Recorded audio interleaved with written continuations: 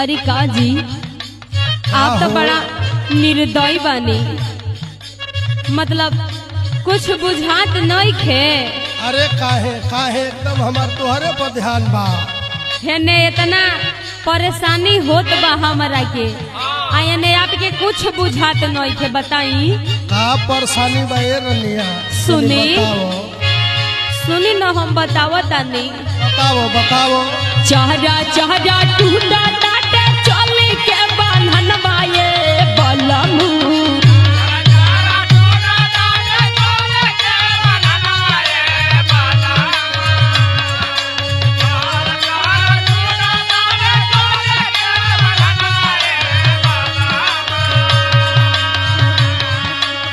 सुनो तनी न। अरे सुनत है इतना परेशानी बढ़ल बा। अरे तब का? अच्छा बताओ आगे बताओ तो। चरा चरा टूटा टाटे चले के बांधनवा ये बलमू।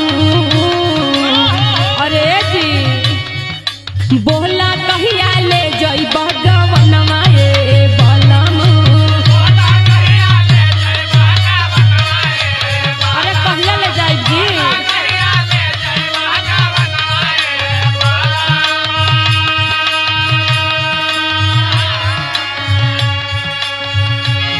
तकलीफ बा।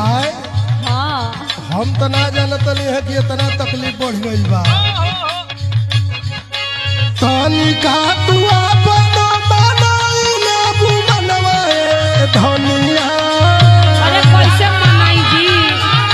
अब का करूं, बर्दाश्त करो। नहीं थे न हो।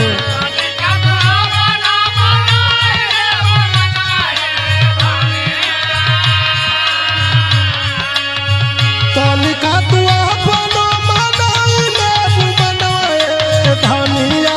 पूरा होई साजल सपनवा ए धनिया।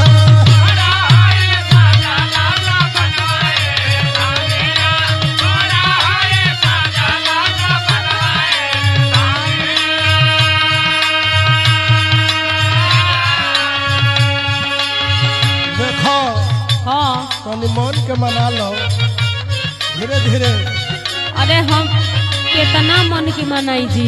हाँ मनावे के तो परी न। 3-4 साल हो गई शादी कइले, आ के ना 3-4 साल में गवना करावेला। हाँ हम तो ना जल्दी है कि तो के तना जोन बा कि तोहार जवानी चरचरा गई बा। का चाहता नी कि मैं मलैया बुढ़ैया में खाई? हाँ का जी? अरे ना हो वही सगरी जवानी बैठले बा। हाँ रवि सुनी भाई। ना। बोला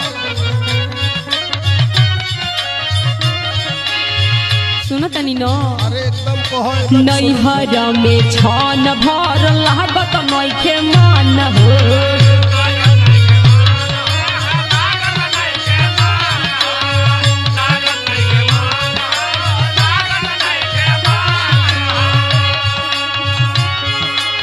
ले लिया लड़ाई सैया टूटेला बदन हो।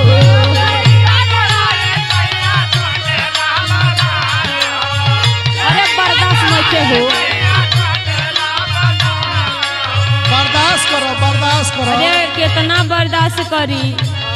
का बोझा हो कि चलो हे तना दूर बर्दाश्त कर, हो तना दूर में उतारे ही के न बा।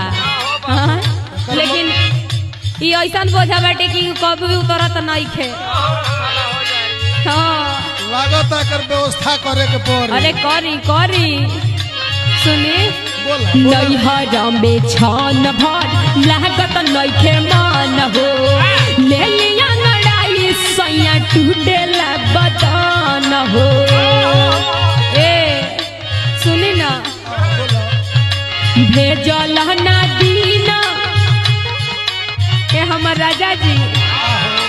भेजल ना दिन बीत गइल या गहनवा ये बलमू।